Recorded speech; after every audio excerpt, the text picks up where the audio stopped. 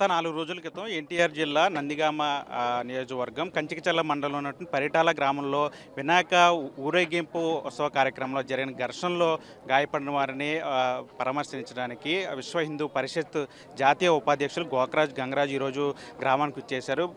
ఎవరైతే బాధితులు ఉండో వాళ్ళందరినీ కూడా మాట్లాడి అసలు ఏం జరిగిందనే విషయాన్ని తెలుసుకున్నారు. వాళ్ళకి భరోసా కూడా కల్పించిన ప్రస్తుతం మనతో పాటు గోకరాజ్ గంగరాజు ఒకసారి ఆయనతో మాట్లాడదాం. సార్, ఏం చెప్పారు సార్? అంటే ఈ 4 రోజుల నుంచి కూడా పరిటాల గ్రామంలో ఒక ఉద్రిక్తత వాతావరణం నెలకొన్న పరిస్థితి, మాకెవరూ కూడా భరోసా ఇవ్వట్లేదు, న్యాయం చేయట్లేదని వాళ్ళందరూ కూడా ఆందోళన వ్యక్తం చేస్తున్న పరిస్థితి. మీతో ఏం చెప్పారు ఈరోజు?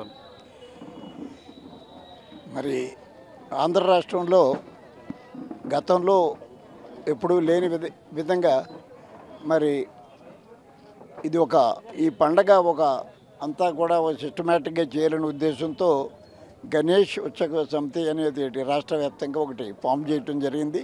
అలాగే మన రాష్ట్రంలో ఉన్న అన్ని జిల్లాల నుంచి కూడా వారికి అటువంటి కమిటీని ఏర్పాటు చేసి ఇది సజావుగా జరిగే విధంగా అతి తక్కువ కాలంలో చేయటం జరిగింది.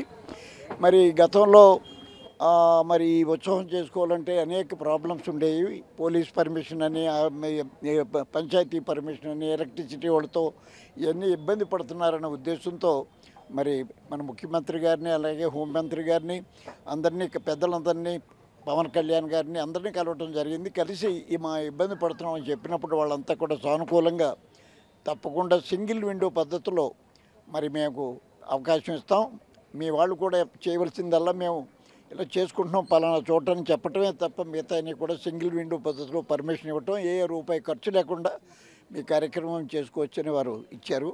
వారికి ముందుగా ధన్యవాదాలు.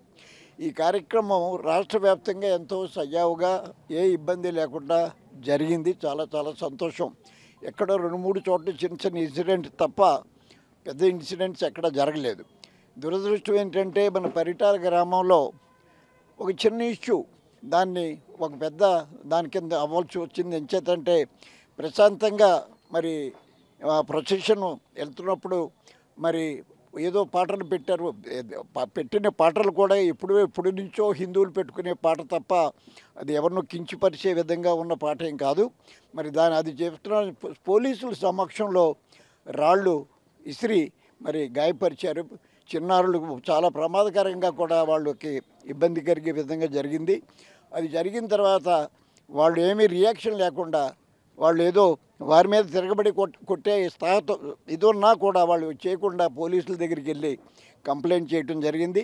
ఇంచేతంటే పోలీసులకు తెలుసు అక్కడ ఏం జరిగిందో వాళ్ళకి తెలుసు.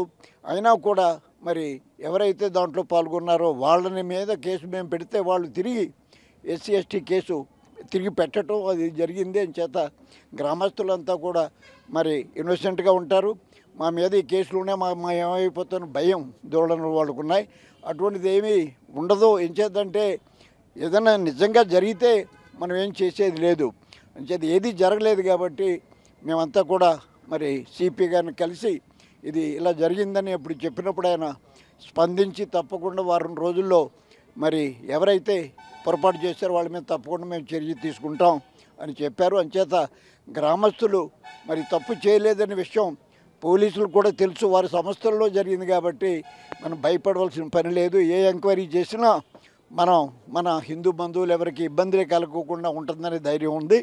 వాళ్ళకి మానసిక స్థైర్యం ఇచ్చే విధంగా ఉంటుందని చెప్పి మేమంతా ఇక్కడ రావటం జరిగింది. వాళ్ళందరం కలిసాం. వారికి కావలసిన వాళ్ళకి కావలసిన సహాయం కూడా వాళ్ళకి అందించడం జరిగింది. ఇదేదో ఒక పెద్ద ఉద్యమంలాగా ఏం కాదు.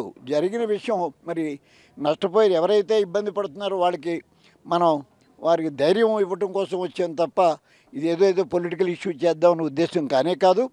రాబోయేలో ఇటువంటి జరగకుండా ఉండాలని మేము భావిస్తున్నాం. అంచేత అందరూ కలిసిమెట్టుగా ఉండాలి తప్ప ఏదో మరి ఇలా ఇటువంటి ఇబ్బందులు ఎప్పుడు సృష్టించకూడదు.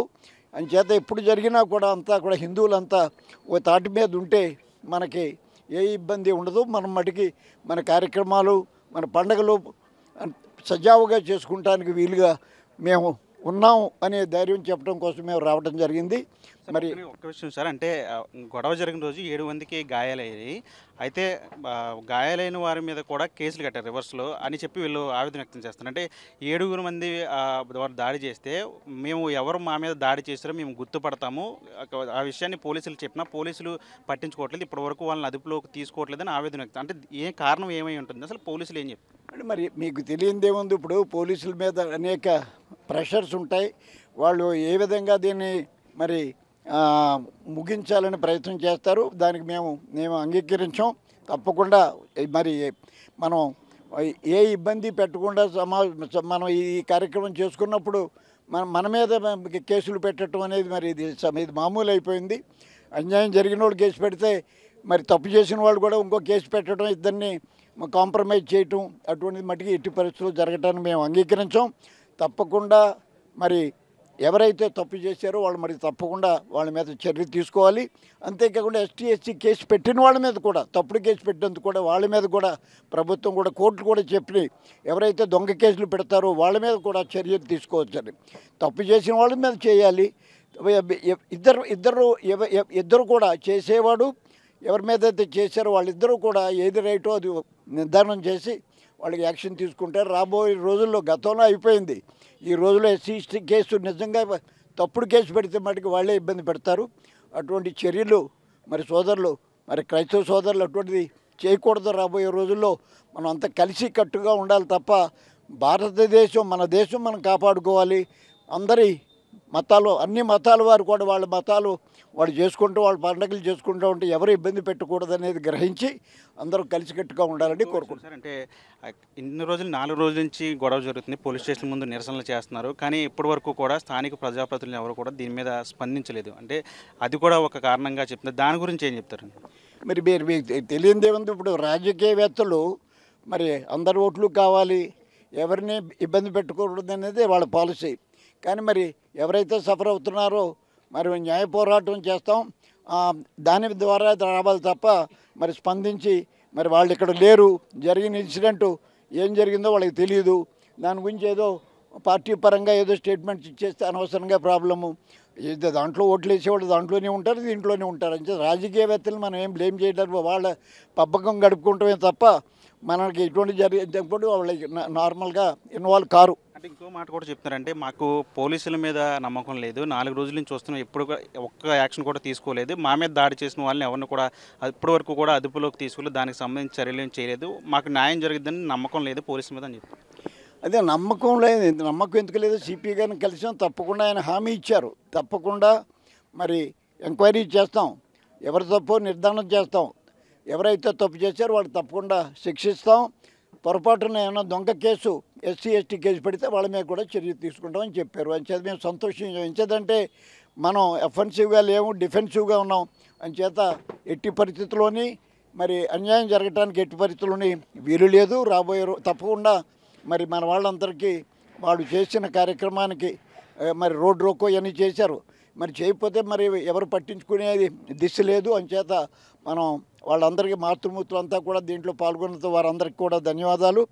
ఏ తప్పు ఎప్పుడు జరిగినా కూడా మనం సమైక్యంగా చేయాలనేది నిదర్శన మన పరిటాల గ్రామస్తులు చేసినందుకు వాళ్ళందరికీ ధన్యవాదాలు. ఇది మొత్తంగా విశ్వ హిందూ పరిషత్ జాతీయ ఉపాధ్యక్షులు గోకరాజు గంగరాజు చెప్తున్నారు. ఏదైతే గత 4 రోజులుగా కూడా పరిటాల గ్రామంలో జరుగుతున్న ఘటనలు ఏమిటో వాటన్నిటి మీద కూడా సిపితో కూడా మాట్లాడాము, దీనికి సంబంధించి చర్యలు తీసుకోవాలని చెప్పాము, ఏమైనా లోటుపాట్లు ఉంటే దాన్ని సరిచేయాలి, అటువర్గం ఇటువర్గంతో కూడా మాట్లాడి ఎవరిది తప్పు ఉంటే వారి మీద చర్యలు తీసుకోవాలని చెప్తాను. ఏదైతే సిపి చెప్పినట్టు వారికి సమయం ఇస్తాము, ఖచ్చితంగా తమకు న్యాయం జరిగిద్దని చెప్తున్నా, వారందరూ కూడా హిందూ సంఘాలుగా మేము అందరం కూడా అండగా ఉంటామని చెప్పి ఆయన కూడా చెప్తున్న పరిస్థితి. తెలుగులో ఫాస్టెస్ట్ న్యూస్ ఇప్పుడు కొత్త అవతారంలో 5 సెకండ్లోనే పూర్తి వార్తా సమాచారం మీ చేతిలో. సోషల్ మీడియా ట్రెండ్స్ మీ కళ్ళ ముందుకే live TV and voice search options తో ఇప్పుడే డౌన్లోడ్ చేయండి. యాప్ లింక్ డిస్క్రిప్షన్ లో ఉంది.